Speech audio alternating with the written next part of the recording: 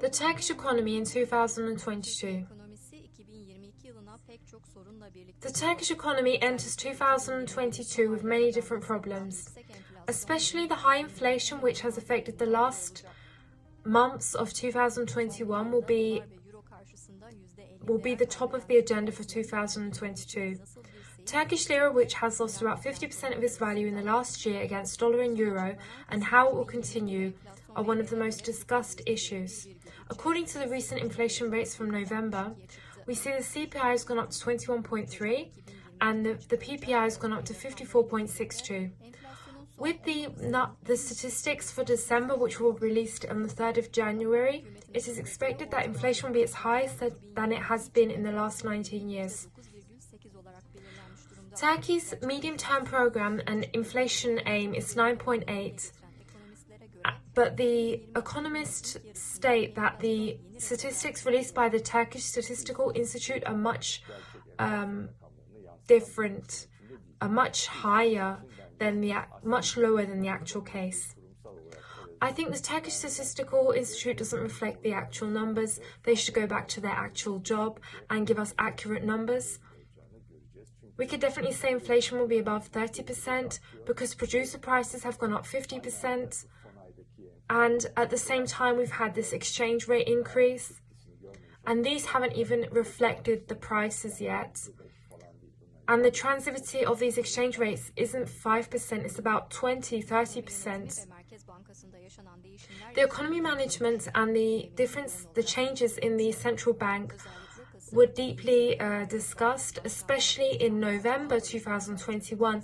Naci Albay and his increase of interest rates, and then following him being removed from his job with Sharp Kavcıoğlu coming and lowering interest rates, and also the devaluation of the Turkish lira are just some of these topics. With the directives of Recep Tayyip Erdoğan, the interest rates were lowered from 19% to 14%. So with this movement, the central bank made the gap 7 points between inflation and interest rates. So reducing interest rates, how does this affect the economy? This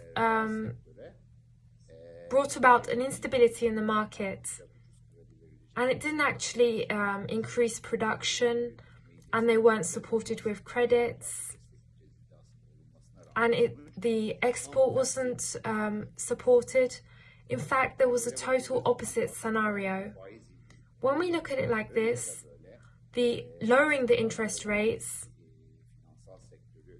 actually affected a financial sector which wasn't stable in the first place and put it at risk, and made the market that was producing not able to produce what they were. According to Professor Dr. Kamil Yilmaz, these movements are a sign of an early election. While all the other countries are increasing interest rates, us taking a step like this and reducing the interest rates is not a situation that can be explained in economical terms.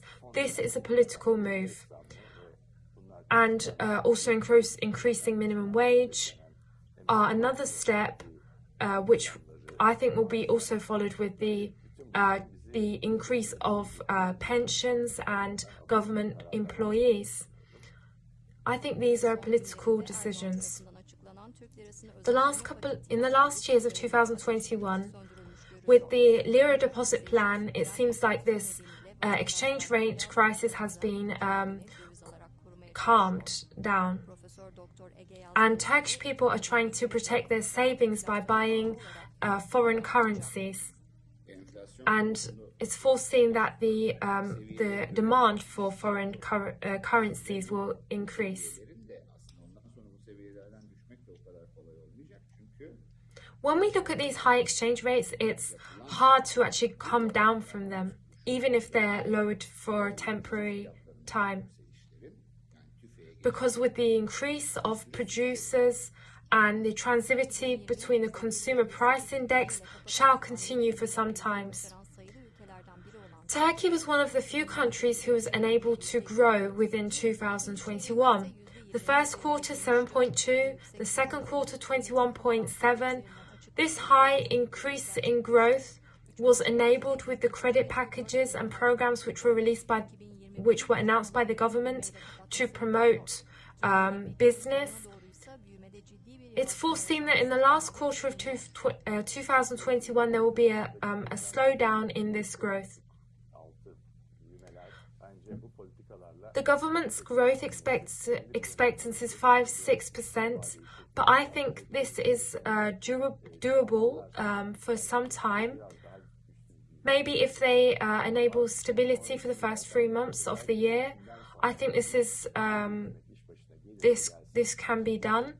But whoever comes in the next election, I think they'll have to put in a tight monetary policy and tight budget policy. Otherwise, there'll be an inflation which we can't take under control. On the other hand, with the high exchange rates, it's foreseen that the economy in tourism and export will grow. And with the increase of minimum wage, there'll be an increase on spendings for property and cars. When domestic demand increases, there may be an economical increase, but in the last quarter of 2022, we see that there'll be a slowdown in this growth.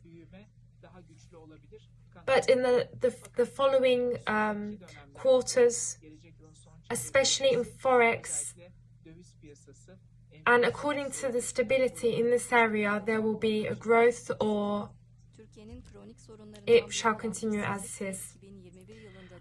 Unemployment is one of the top issues of 2021 that affected the economy, with certain policies that which prohibited job cuts and banned them. This unemployment was slowed down, but after July, the unemployment went up to 12%, and in September it was 21.9%. And out of this, the 15 to 24-year-olds were 21%. The government aims to keep this unemployment rate stable or lowered. And even though their estimated numbers is 11% for the IMF and the OECD, 13%, the high inflation in Turkey has its own reasons, but in the world there is a similar situation. In 2021 in America, inflation went up to 6.8 and was the highest it has been in the last 40 years. In the Eurozone, with 4.9, it was the highest it had been in 20 years. High inflation seems to be a problem that will continue to affect countries in 2022.